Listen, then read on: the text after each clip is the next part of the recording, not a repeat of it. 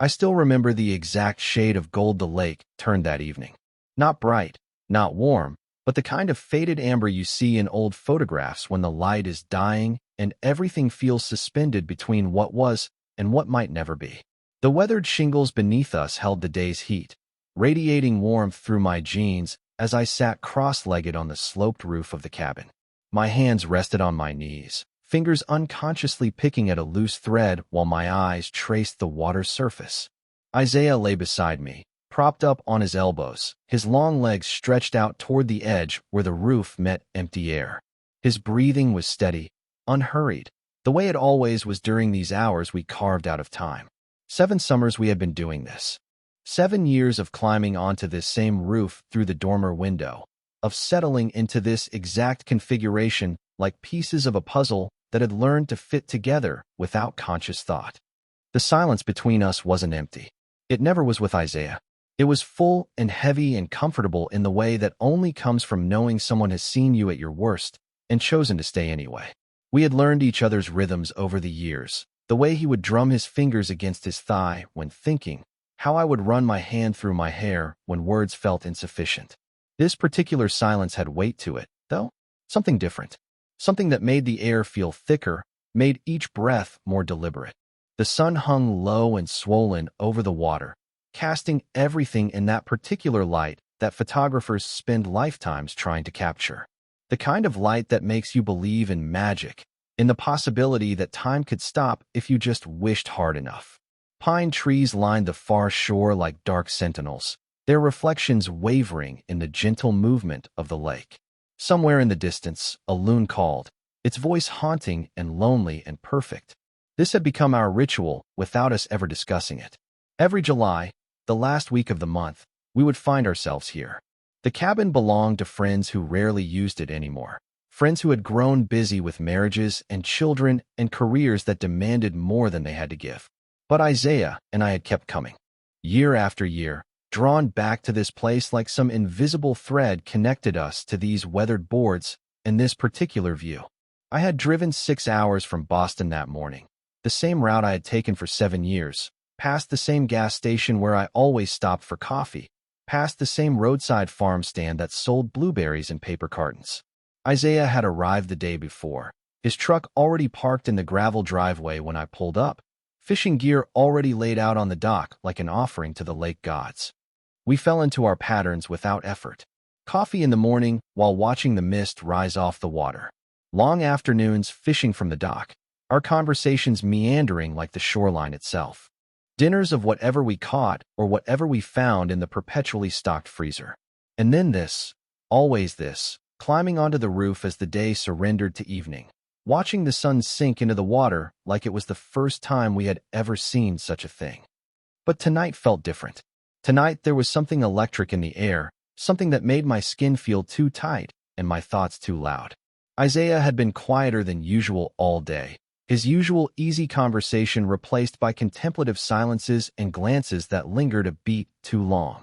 I had caught him looking at me while I read on the dock that afternoon, his expression unreadable but intense enough to make me lose my place on the page. The sun dipped lower, painting the clouds in shades of rose and orange. A fish jumped near the center of the lake, the ripples spreading outward in perfect concentric circles.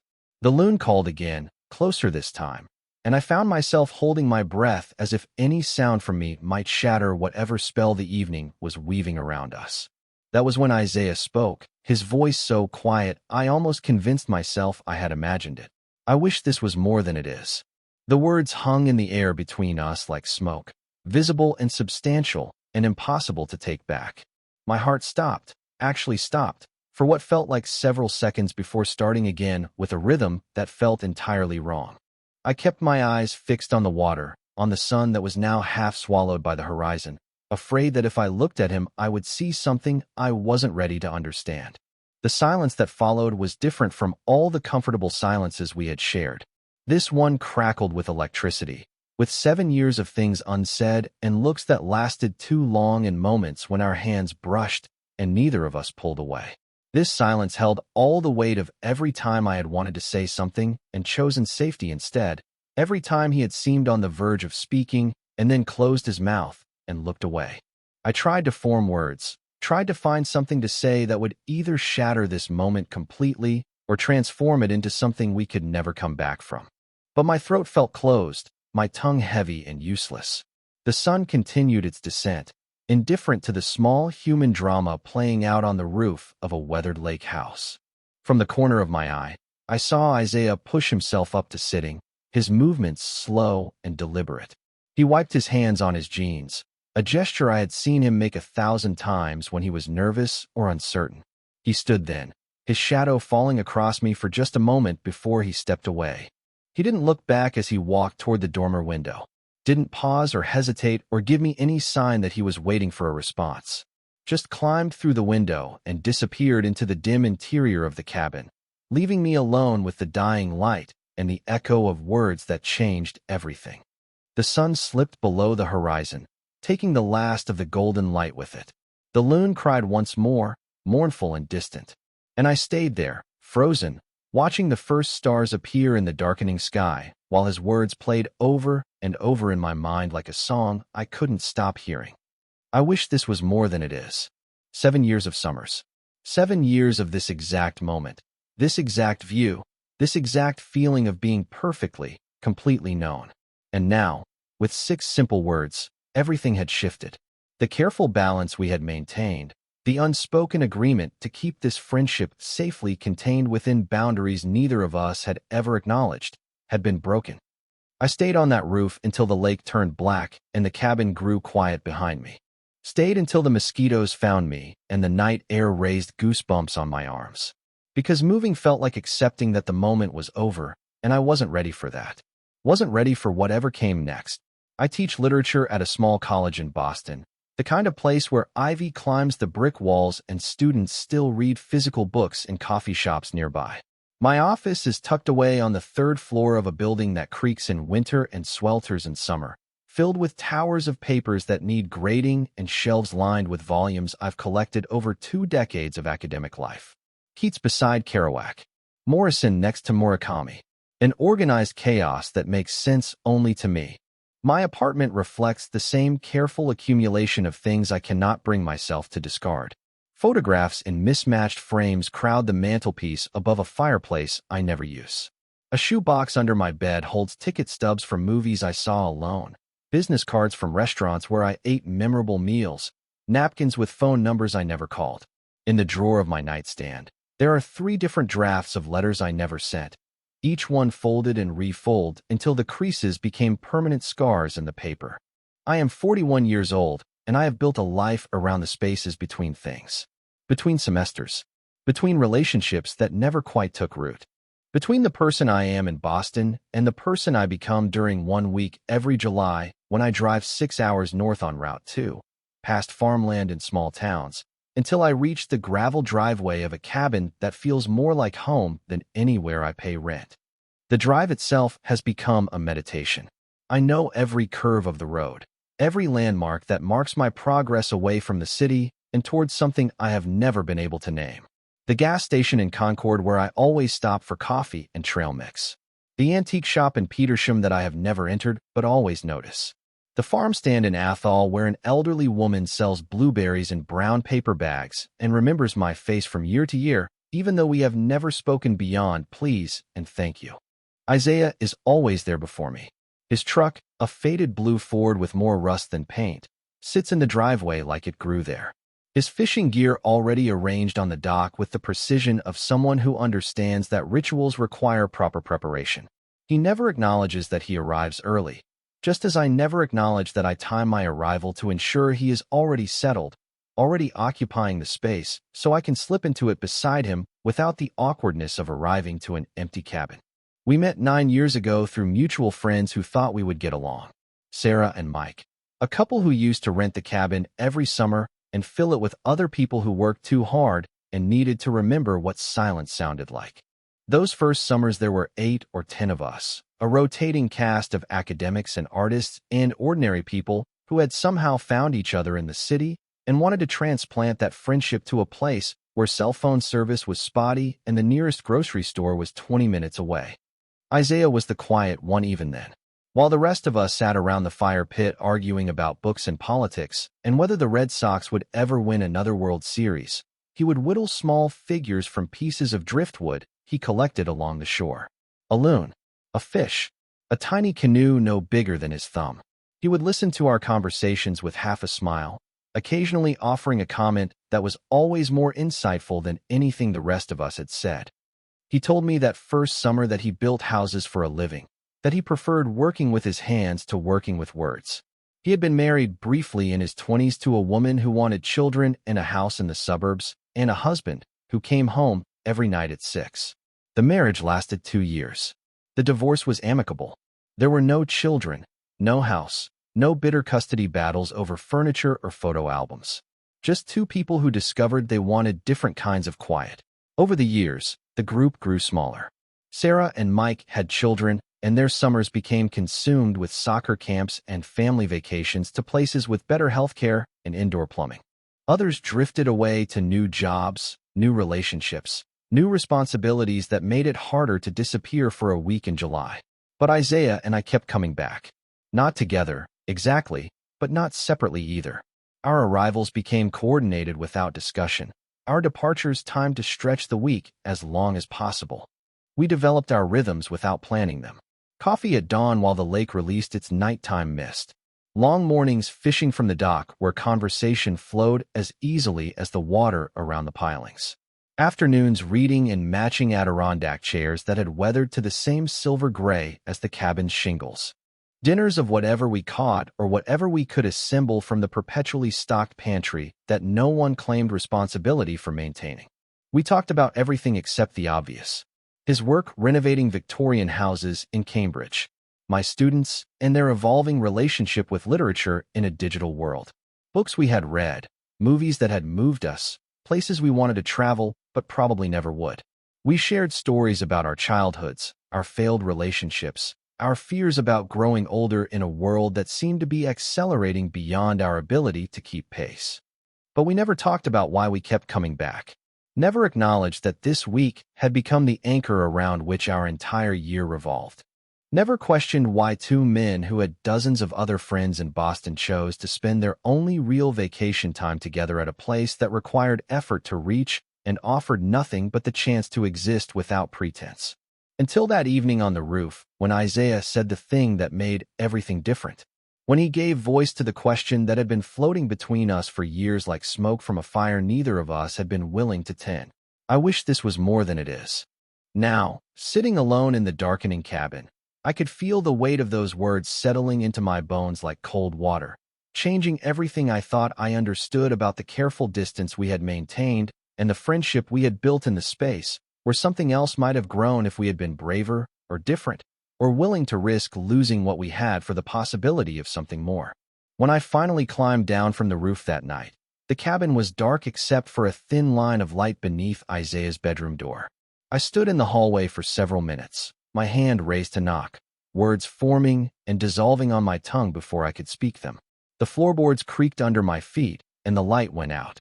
I went to my own room and lay awake until dawn, staring at the ceiling and replaying those 6 words until they lost all meaning and gained infinite weight. The next morning, Isaiah acted as though nothing had happened. I found him in the kitchen at 7, already showered and dressed, grinding coffee beans with the manual grinder he had brought from home. The sound was familiar and comforting, the same rhythm I had heard every morning for 7 years. He looked up when I entered, smiled the same easy smile he always wore, and asked if I wanted my eggs scrambled or over easy, as if the previous evening had been erased from existence. I watched him move around the kitchen with practiced efficiency, pulling mugs from the cabinet, checking the bacon in the cast-iron skillet, humming something under his breath that might have been a song or might have been nothing at all. His hair was still damp from the shower, curling slightly at the edges the way it always did when the humidity was high. Everything about him was exactly the same as it had been every other morning we had shared in this place, and yet everything felt fundamentally different. We ate breakfast on the screened porch overlooking the lake, just as we always did. Isaiah commented on the loons calling to each other across the water. I mentioned that the coffee was particularly good, stronger than usual. We discussed whether we should try the fishing spot near the beaver dam or stick to our usual location off the dock. Normal conversation. Safe conversation. The kind of easy exchange that had sustained our friendship for years. But underneath the normalcy, I could feel something crackling between us like electricity before a storm. When Isaiah reached across the table for the jam, his fingers brushed mine and lingered for just a moment longer than necessary. When I passed him the newspaper, our eyes met and held until he looked away first, a flush creeping up his neck. Every ordinary gesture felt loaded with meaning, every silence pregnant with words neither of us was willing to speak. Later that morning, he challenged me to ping-pong in the basement game room, the same challenge he issued every year knowing I would lose spectacularly. He teased me about my backhand, called me professor when I tried to analyze the physics of spin instead of just hitting the ball. His laughter sounded exactly the same as always, but I found myself studying his face for signs of what he might be thinking, what those words on the roof might have meant. I played along because I didn't know what else to do. Returned his serves badly, made jokes about my athletic incompetence, pretended that everything was exactly as it had always been. But my timing was off. My responses a half beat too slow or too quick. I was performing the role of myself rather than simply being myself, and I suspected he could tell. That night, sleep eluded me entirely.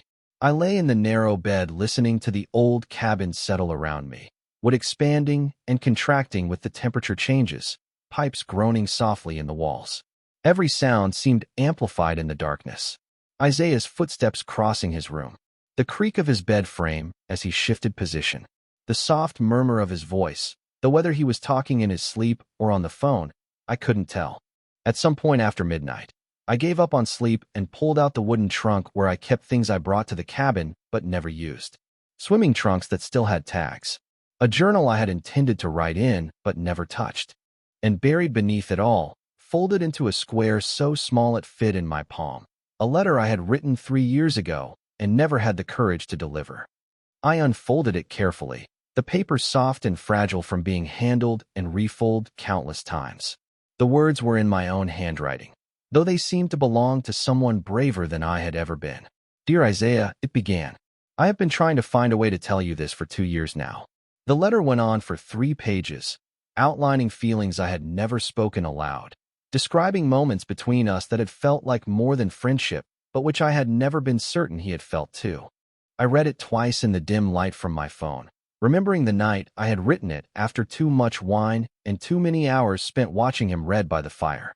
I had been so certain then that I would give it to him the next morning, had fallen asleep clutching it to my chest like a talisman. But morning had brought doubt and fear and the terrible possibility that I might be wrong about what I thought I saw in his glances, wrong about the meaning behind his careful attention to my comfort, wrong about everything. So I had kept the letter, carrying it with me to the cabin each summer like a secret I couldn't quite let go of, but couldn't quite act upon either. The next day brought rain, heavy and persistent, drumming against the windows and turning the lake's surface into a field of tiny explosions. We were trapped inside, the outdoor activities that usually structured our days rendered impossible by the weather. Isaiah suggested we play cards, pulling out a deck so worn the faces were barely visible. We played gin rummy at the kitchen table while the rain intensified, lightning flickering in the distance and thunder rolling across the water. The power went out just as I was about to lay down my hand, plunging us into sudden darkness. Isaiah found candles in the kitchen drawer, lighting them one by one until the room glowed with warm, flickering light. We ate dinner by candlelight, passing dishes back and forth in the intimate circle cast by the flames, our faces half in shadow, half illuminated. It was then, in that golden light with the rain still falling and the outside world held at bay, that I finally found the courage to ask the question that had been burning in my throat for 2 days. What did you mean the other night? Isaiah didn't look up from his plate. He continued cutting his chicken into precise, even pieces, his movements deliberate and controlled. Nothing, he said finally. Just tired. Ignore it. But I couldn't ignore it. The words had lodged themselves somewhere deep in my chest, had changed the way I heard his voice and interpreted his silences. They had cracked something open that I wasn't sure could be closed again. I thought about another evening 3 summers ago when Isaiah had drunk too much wine and fallen asleep against my shoulder while we sat by the fire. His breathing had been deep and even, his weight warm and solid against me. And in his sleep, he had whispered something so quietly I almost missed it. I had never asked him what he said, had convinced myself the next morning that I had imagined it or misheard. But now, sitting across from him in the candlelight, I wished desperately that I had been brave enough to ask. Isaiah's deflection should have closed the door I had cracked open with my question, but instead it seemed to wedge it further ajar. In the days that followed, I found myself watching him with new eyes, noticing things that had always been there, but which I had somehow trained myself not to see. The way he made coffee in the morning, for instance. He never asked how I liked my eggs anymore. Simply cracked 2 into the pan and scrambled them the way I preferred, adding just enough cheese, but not too much, seasoning them with the exact amount of salt and pepper I would have used myself. He had been doing this for years, I realized, learning my preferences through observation and storing them away like a catalog of small intimacies. Or the way he moved around me in the narrow kitchen. When he needed to reach something behind me, his hand would touch my back lightly, fingers spread between my shoulder blades for just a moment as he said "excuse me" and brushed past. The touch was brief, practical, nothing that couldn't be explained by simple politeness. But it lingered now in ways it never had before, left a warm spot on my skin that seemed to pulse with awareness. And when I read aloud in the evenings, which I had always done without thinking about it, selecting passages from whatever book I had brought or finding poetry in the small collection left behind by previous guests, I began to notice the way Isaiah listened. He would set down whatever he was doing and give me his complete attention, his eyes never leaving my face as I spoke. There was something almost reverent in his focus, as though the words themselves were less important than the act of hearing them in my voice. On Thursday morning, Isaiah announced that he was going to build a bookshelf for the cabin. He said it casually, the way he might mention plans to fix a leaky faucet or replace a broken screen, but I knew better. I had seen the things Isaiah built over the years, small perfect objects that he would leave behind without ceremony. A bench by the dock that appeared one summer and blended so naturally with the landscape it seemed to have grown there. A set of floating shelves in the bathroom that held towels and toiletries with mathematical precision. A bird feeder hung from the old oak tree that attracted cardinals and chickadees, but which he never mentioned or took credit for creating. Isaiah was always building things he never planned to keep. He spent the day measuring and cutting boards on the screened porch, the sound of his saw creating a rhythm that seemed to harmonize with the lapping of water against the dock. I tried to read but found myself distracted by the competent movement of his hands, the way he checked each cut twice before moving to the next step, the small frown of concentration that appeared between his eyebrows when he was calculating angles. "Just something to do with my hands," he said when I asked about it, but there was something in his voice that suggested the bookshelf was more important than he was willing to admit. Something that would outlast our week here, a permanent addition to a place that held all our temporary summers. That evening, we opened a bottle of wine that had been aging in the cabin's pantry since before either of us started coming here. The label was faded and the cork came out in pieces, but the wine itself was rich and smooth, tasting of cherries and something darker that coated our tongues and made conversation flow more easily than usual. We sat by the fire pit as the sun set, talking about everything and nothing, our voices growing softer as the wine settled into our bloodstreams and the boundaries between appropriate and inappropriate began to blur. Isaiah was telling me about a house he was renovating in Cambridge, a Victorian that had been divided into apartments, and which he was slowly returning to its original grandeur, when he stopped mid-sentence and looked at me with an expression I couldn't read. "Do you think it's possible to miss something you never had?" he asked. The question hung in the air between us like smoke from the fire, carrying implications I wasn't sure either of us was ready to examine. But the wine had loosened something in my chest, had made honesty feel less dangerous than it usually did. "All the time," I said, and meant it more than I had meant anything in years. We sat in silence after that, watching the fire consume the logs Isaiah had split that afternoon, listening to the night sounds of the lake settling into darkness. Bullfrogs calling from the marshy end where the water grew shallow. The distant cry of a loon. Wind moving through the pine trees with a sound like ocean waves. When I reached for the poker to adjust the logs, my hand brushed against Isaiah's as he reached for his wine glass. For a moment, our fingers touched, skin against skin, warm and solid and real. Neither of us moved. Neither of us pulled away. The contact lasted perhaps 3 seconds, perhaps 30. Time seemed elastic in the firelight, expanding and contracting like the wood in the flames. "You're the only person I've ever felt quiet around," Isaiah said finally, his voice barely above a whisper. "In a good way." The words settled into my chest like stones dropping into still water, creating ripples that spread outward until I could feel them in my fingertips, behind my eyes, in the space where my ribs met my heart. I wanted to tell him then that I had loved him since the second summer, when he spent an entire afternoon teaching me to tie proper fishing knots and never once made me feel stupid for not already knowing. Wanted to tell him that he was the reason I kept coming back to this place, the reason July felt like coming home in a way that Boston never had. Instead, I said same. It was inadequate and perfect and exactly what the moment could hold without breaking under the weight of everything else we weren't saying. We finished the wine in comfortable silence, banking the fire and making our way inside through the screened porch where Isaiah's bookshelf stood half-finished, waiting for tomorrow's attention. That night, I lay awake listening to him move restlessly in the room across the hall, the sound of sheets rustling and the creak of bed springs as he shifted position again and again. I wondered if he was thinking about our conversation, about the way our hands had touched, about all the careful boundaries we had spent years constructing and which now seemed as fragile as the morning mist that rose from the lake.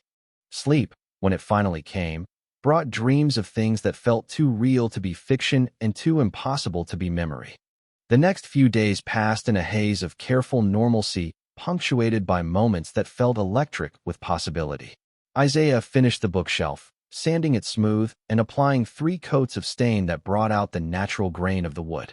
It was beautiful and solid and perfectly proportioned to fit the corner where generations of guests had left their reading material in haphazard piles. When he stepped back to admire his work, there was something in his expression that looked almost like grief. We had settled into new rhythms since our conversation by the fire, longer silences that felt comfortable rather than awkward, glances that lingered without apology, small touches that seemed to happen more frequently, as though some invisible barrier had been lowered just enough to allow brief contact. His hand on my shoulder when he passed behind my chair, my fingers brushing his when I handed him a cup of coffee.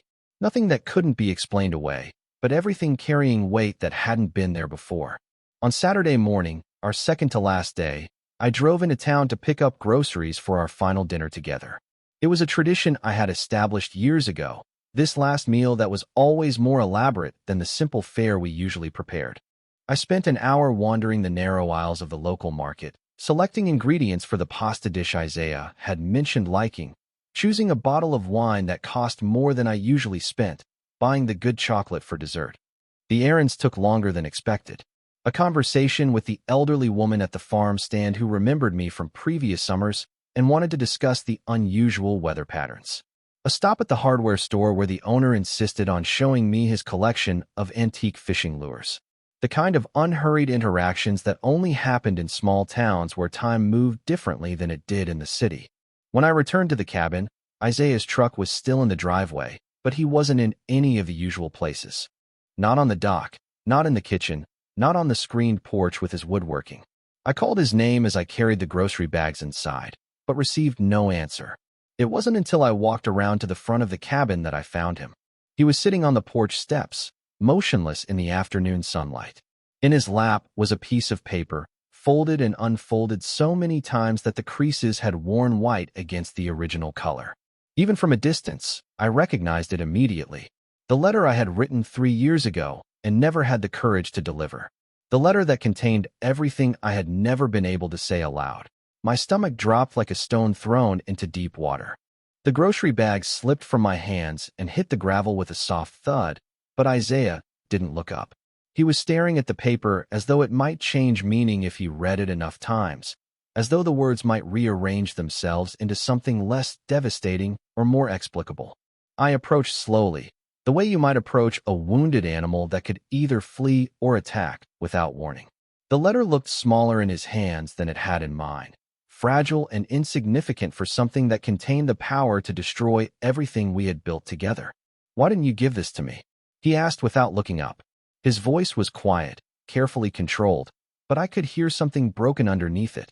I sat down beside him on the porch steps, maintaining enough distance that we weren't touching but close enough that I could see the way his hands trembled slightly as they held the letter.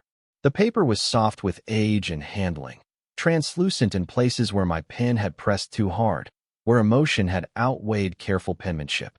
Because I was afraid it would change everything, I said, and the words felt inadequate the moment they left my mouth. Isaiah was quiet for a long time, his eyes still fixed on the letter. When he finally looked at me, his expression was not angry as I had expected, but wounded in a way that cut deeper than anger ever could have. It already had, he said. The words hung between us like a bridge I wasn't sure either of us was brave enough to cross. The letter contained 3 pages of careful confession, thoughts I had accumulated over 2 summers of watching him and wanting him and convincing myself that friendship was enough because it was all I thought I could have. I had written about the way he looked when he concentrated on tying fishing knots, the sound of his laughter when I told stories that weren't particularly funny, the feeling of rightness that settled over me whenever we fell into our comfortable silences. I had written about loving him. We talked through the afternoon and into the evening, words spilling out like water through a broken dam. About timing and fear and the careful distance we had maintained to protect something that was already more fragile than either of us had wanted to admit. About the moment 3 summers ago when he had fallen asleep against my shoulder and whispered my name in his sleep. About the way I had memorized the sound of his breathing, the rhythm of his footsteps, the particular quality of attention he gave me when I read aloud. Isaiah told me about the houses he renovated, how he chose projects that would take months to complete, because the work gave him something to think about besides the growing certainty that he was in love with someone who would never love him back. He told me about the bookshelf and the bench and all the other things he had built for the cabin, permanent additions to a temporary place because he needed to leave something behind that would outlast our careful friendship. We talked about the wives and girlfriends we had dated over the years, relationships that had felt like approximations of something real, like we were both looking for people who could fill a space that was already occupied. About the loneliness of wanting something you couldn't name and the deeper loneliness of finally naming it and believing it was impossible. As the sun began to set, casting the same golden light that had illuminated our revelation on the roof, Isaiah reached across the space between us and took my hand in his. His skin was warm and calloused from years of working with wood, familiar in a way that suggested this contact had always been inevitable. I wasn't kidding the other night, he said. I still wish it was more. I looked at him then, really looked, seeing not just the friend I had loved quietly for years, but the man who had been loving me back just as quietly, just as carefully, just as afraid of breaking something precious by asking for more. So do I said. But even as the words left my mouth, I could feel the weight of everything we hadn't considered. The lives we had built in separate cities, the careful routines that had sustained us through years of wanting what we thought we couldn't have, the question of whether love discovered could survive the transition from secret to spoken truth. The sun was rising by the time we finally went inside, painting the lake in shades of pink and gold that promised another perfect day. But tomorrow was Sunday, our last day, and reality waited beyond the gravel driveway like a patient creditor ready to collect what we owed to the lives we had left behind. Sunday morning arrived with the kind of crystalline clarity that made everything appear sharp-edged and inevitable. I woke to sunlight streaming through the bedroom window and the sound of Isaiah moving quietly in the kitchen, the familiar rhythm of coffee preparation that had marked the beginning of every day we had shared here. But this morning felt different, weighted with the knowledge that it was our last, and with everything we had said in the darkness just hours before. My suitcase sat open on the chair where I had left it the night before, half-packed with the resigned efficiency of someone who had performed this ritual many times. The same clothes I had brought, now bearing the subtle sense of wood smoke and lake water that would fade within days of my return to Boston. The same books, though I had barely read them this week, too distracted by more immediate concerns than the fictional dramas contained within their pages. Isaiah's bag was already by the front door when I emerged from the bedroom, a canvas duffel that had seen years of use, and which he packed with the same methodical precision he brought to everything else. Beside it stood the bookshelf, completed and gleaming with fresh stain, every joint perfect and every surface smooth as silk. a permanent addition to a place we visited temporarily, a contradiction that seemed to embody everything unspoken about our relationship. We moved around each other in the kitchen with the careful choreography of people trying not to acknowledge an approaching goodbye. Isaiah made eggs and bacon while I packed the last of my belongings. We ate breakfast in relative silence, commenting on the weather and the clarity of the lake, avoiding any mention of the previous night's conversation or what it might mean for the future. The morning stretched before us like a held breath, both of us seeming to wait for the other to speak first, to give voice to the questions that hummed between us like electricity. What happens now? What do we do with this newfound honesty? How do we bridge the gap between confession and commitment, between wanting something and actually reaching for it? But Isaiah said nothing about Boston or Cambridge or the possibility of seeing each other before next summer. He finished the last touches on the bookshelf, running his hands along the edges one final time, checking that every shelf was level, every corner square. There was something almost ceremonial in his attention to these final details, as though he was consecrating an altar rather than completing a piece of furniture. I waited for him to say something, anything, to ask if he could visit, or if I would come see him, or if we might find ways to extend this week into something that could sustain us through the other 51 weeks of the year. To suggest that maybe we could try something different, something that didn't require us to love each other in secret and in isolation. Instead, when the time came to leave, Isaiah simply walked over to where I stood by the front door and wrapped his arms around me. The hug lasted longer than usual, his chin resting on my shoulder, his breath warm against my neck. I could feel the steady rhythm of his heartbeat against my chest, could smell the familiar scent of his soap and the lingering trace of wood stain on his clothes.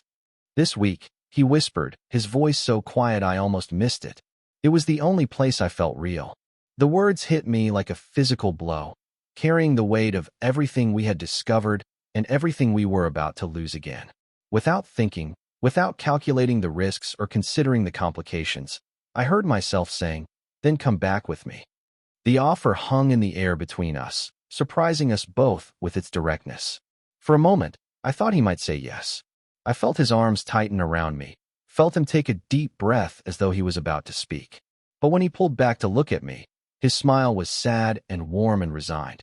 "I can't live in maybe," he said simply. The words were gentle but final, carrying an understanding that cut deeper than any argument or explanation could have. He was right, of course.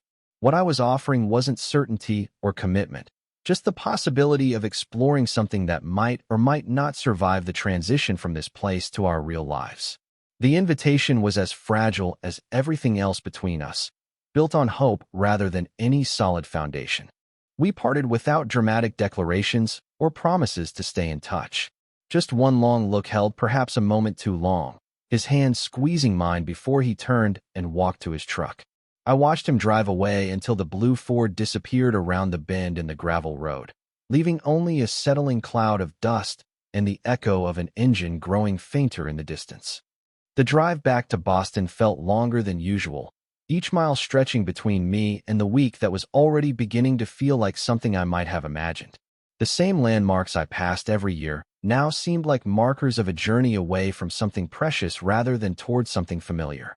The gas station in Concord where I stopped for coffee felt strange and too bright after a week of filtered sunlight through pine trees. My apartment welcomed me back with the particular silence of spaces that have been empty too long. Mail stacked on the kitchen counter, plants slightly wilted despite my neighbor's promised attention, the subtle mustiness that accumulates when no one has been breathing life into the rooms for a week.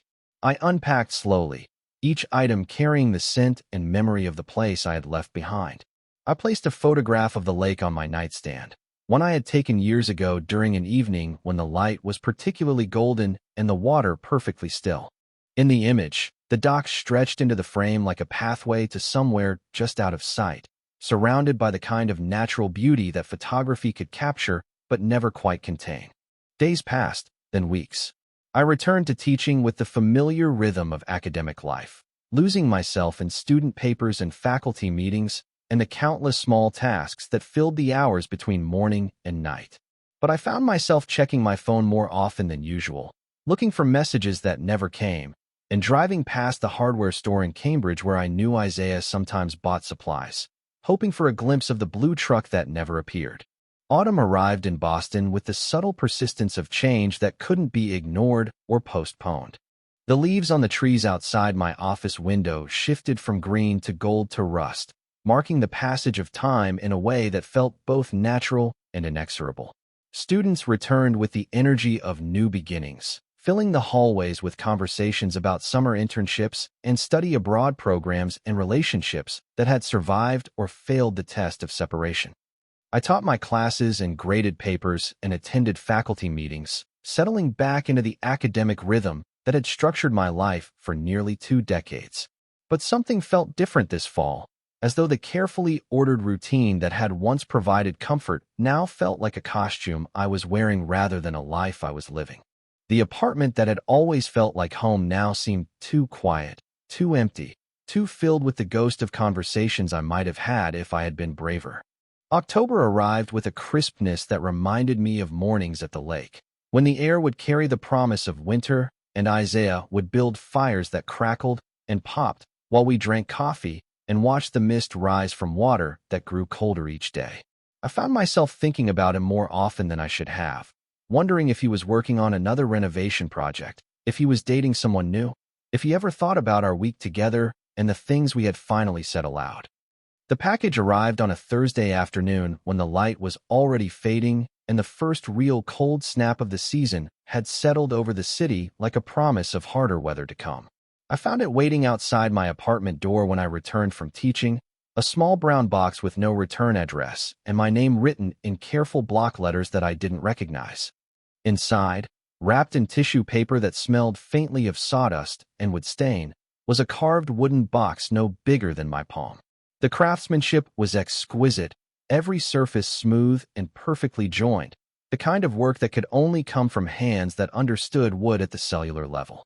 The lid fit so precisely that it seemed to have been carved from a single piece, though I knew it had been carefully constructed with the patience and skill that Isaiah brought to everything he made.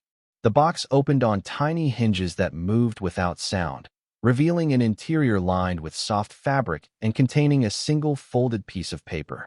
My hands trembled slightly as I unfolded it, recognizing immediately the careful penmanship that had labeled jars in the cabin's pantry and left notes about fishing conditions on the dock. The message was brief, just one line written in the center of the page. I built something I do want to keep, if you still want more. I read it 3 times before the words fully penetrated, before I understood what he was offering and what he was asking in return. Not a declaration of love or a promise of happily ever after, but something more honest and more tentative. An invitation to try again, to see if what we had discovered in the safety of summer could survive the complications of real life. I was in my car within an hour, driving north on Route 2 as the sun set behind me and the temperature dropped toward freezing. The same route I had traveled so many times before, but this time without luggage or preparation or any clear sense of what I would find when I arrived. The gas station in Concord was closed, the farm stand shuttered for the season, the antique shop dark behind windows that reflected the last of the daylight. The lake was different in late October, colder and more austere, surrounded by trees that had surrendered their leaves to the inevitability of winter. The water was dark as obsidian, reflecting the gray sky with a stillness that spoke of deeper currents moving beneath the surface. The dock looked smaller somehow, more fragile, as though it might not survive another winter of ice and storms. Isaiah's truck was in the driveway, covered with a thin layer of frost that suggested it had been there for some time. Smoke rose from the cabin's chimney, carrying the scent of burning oak and the promise of warmth waiting inside. But I didn't go to the door immediately. Instead, I sat in my car for several minutes, watching the windows glow with lamplight and gathering the courage to walk up the gravel path and discover what his invitation actually meant. I found him on the front porch, sitting in one of the Adirondack chairs we had occupied so many times before, wrapped in a heavy jacket and holding a mug of something that steamed in the cold air. He looked up when he heard my footsteps on the wooden steps, but didn't seem surprised to see me. If anything, there was something expectant in his expression, as though he had been waiting and was relieved that the waiting was finally over. He didn't stand or speak or make any gesture of greeting beyond a slight nod in the direction of the empty chair beside him. The chair had been pulled close enough that our shoulders would touch if we both leaned back, close enough that we could share the warmth of proximity without the complexity of more deliberate contact. I sat down without speaking, accepting the unspoken invitation and the implications it carried. The silence that fell between us was different from all the comfortable silences we had shared over the years. This one held acknowledgement and possibility and the weight of choices that had been made and roads that had been taken to bring us to this moment. The sun was setting over the lake, painting the water in shades of gold and copper that I had memorized but never tired of seeing. But this time, when Isaiah spoke, his voice carried no uncertainty or regret. "I've been thinking about what you said," he began, his words visible in small clouds of breath in the cold air. "About coming back with you." I waited, not daring to respond until I understood what he was offering, what he had decided during the weeks we had spent apart. "I think maybe I can live in maybe," he continued, turning to look at me with eyes that reflected the last of the daylight. "If maybe means we try. If maybe means we see what this could be outside of here." The words settled into the space between us like seeds planted in fertile ground, carrying the promise of something that might grow if tended carefully.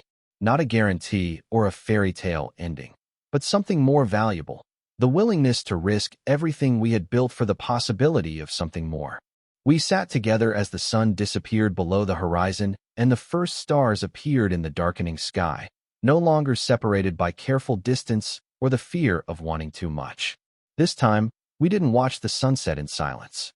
This time, we talked about the future we might build together, about the space between Boston and Cambridge where two lives might intersect and create something neither of us could have imagined alone.